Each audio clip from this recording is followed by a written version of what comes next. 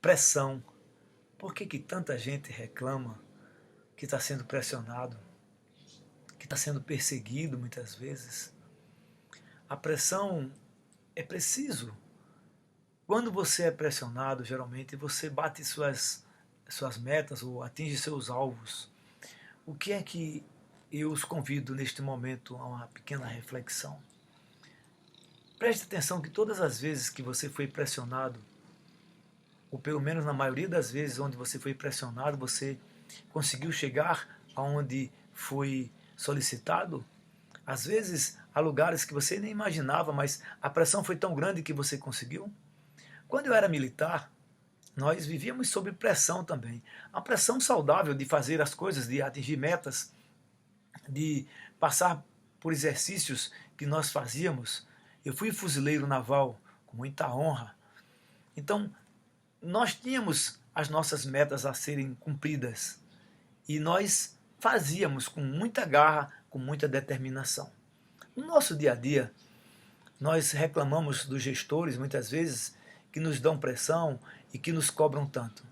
Pois olha, uma coisa que você precisa ficar ciente, é sob pressão que a gente trabalha muito mais, pelo menos a maioria das pessoas, porque nos tiram da zona de conforto, nos questionam, nos coloca numa posição de desconforto e a gente vai trabalhar, a gente vai mostrar que nós somos importantes naquilo. Olha só, o meu pai, quando eu tinha 3 anos, meu pai me abandonou. E eu fui criado sem pai, só com minha mãe que virou minha mãe, ou seja, pai e mãe. A pressão da minha vida era muito grande, a pressão de ter o que fazer era muito grande, de vencer na vida era muito grande, de me tornar uma pessoa melhor a cada dia era muito grande. Eu sei que encontrei muitas dificuldades, foram absurdas. Depois eu vou contar para vocês as dificuldades porque passei, que vocês não imaginam. Mas eu não desistia, eu sabia que cada dificuldade, cada momento de dificuldade era uma pressão que chegava em mim para que eu pudesse me resolver, para que eu pudesse sair para um outro nível, ou seja, vencer aquela primeira dificuldade e buscar novas oportunidades, buscar um outro nível de comportamento, de atitudes e de vida. A pressão é muito importante na vida. Eu sempre dei pressão na minha filha, desde pequena. Minha filha, por exemplo, você diz assim, olha, mas eu não posso pressionar filhos. Pressionar filhos por quê? Sim, é preciso. Por exemplo, eu tinha um iPad que eu ganhei de presente e minha filha gostava muito, ela tinha mais ou menos uns 9 para 10 anos, e ela gostava muito de brincar, de ver os joguinhos no iPad. E eu dizia, olha, não leve para o seu quarto, porque você vai dormir e talvez derrube, quebre a tela. Um belo dia, ela amanheceu o dia com a tela trincada. E ela veio me dizer, painho, eu não sei o que aconteceu, mas o iPad caiu e quebrou a tela. Está com a tela trincada. Eu disse, não tem problema, minha filha, não há problema. Você veio me mostrar, tá? E agora o que é que vai acontecer? Nós vamos mandar consertar a tela. E os R$ 10 que eu lhe pago por semana, você não vai receber enquanto não for pago a tela. Vamos saber quanto é para trocar, para consertar. E os R$ 10 por semana, que é R$ 40 por mês para você lanchar na escola, você não receberá. Ele disse, mas pai, eu disse, não, que é justo. Eu disse que não levasse o iPad para o quarto para dormir, você poderia adormecer e derrubar. Foi o que aconteceu, você simplesmente me desobedeceu, então agora você vai fazer. Você vai trabalhar, não, você vai ficar umas semanas, ou até um mês ou 2, sem receber a sua mesada, para que você possa entender que é necessário cumprir normas, é necessário cumprir leis, ou regimento, ou regulamento que existe na empresa ou na casa. Na casa são as leis, as diretrizes que os pais dão. Eu disse para você não fazer isso. Então, ela passou 3 meses sem receber o dinheiro dela. A época foi R$ 120 o conserto do iPad. E nós consertamos. E depois ela disse para mim, pai, você tem razão. A partir de agora eu tenho muito mais cuidado. Porque ela sentiu na pele a pressão que eu fiz, a pressão que eu dei dela pagar o iPad. Então, sob pressão a gente trabalha às vezes muito mais. Eu sei que tem pessoas que não funcionam sob pressão. Mas é graças a essa pressão que a gente recebe no dia a dia, que a gente bate as nossas metas, os nossos alvos. Por exemplo, uma caixa d'água, ela só enche se estiver na parte de cima, se a pressão da água estiver forte. Então a água sobe no cano fino e chega à caixa d'água para poder encher e tornar abundante a água para todos.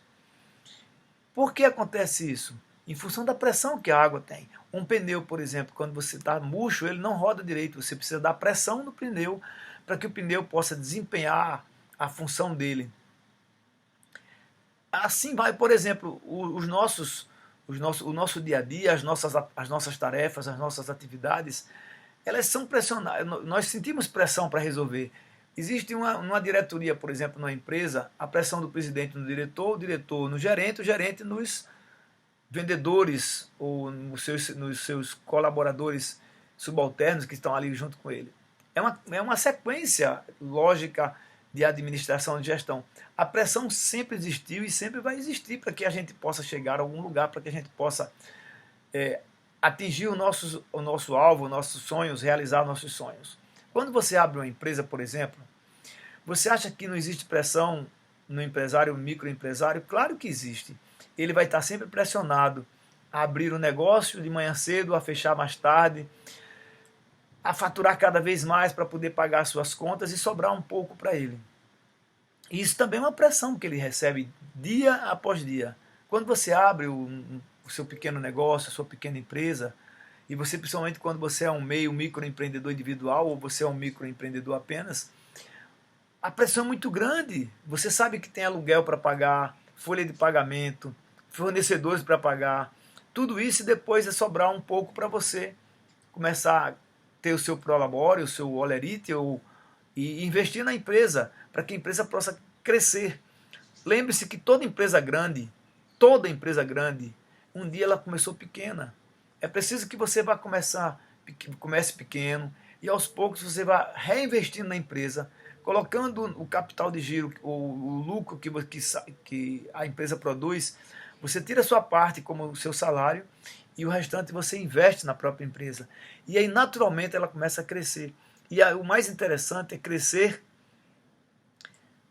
passo a passo. Não é crescer lentamente, é crescer degraus a degrau. Por quê? Se você abre uma empresa, ela cresce rapidamente, às vezes ela toma as rédeas da sua mão e você se perde no caminho.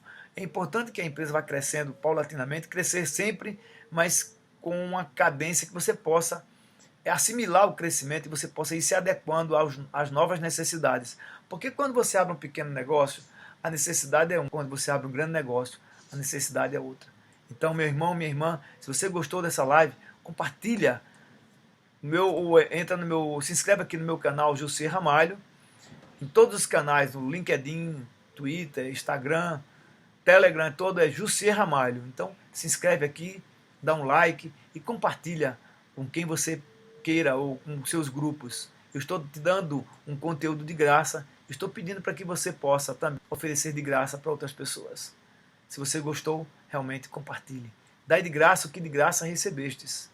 Uma coisa eu digo, tenha fé na vida, tenha fé em Deus, tenha muita fé em você também. Até a próxima, se Deus quiser.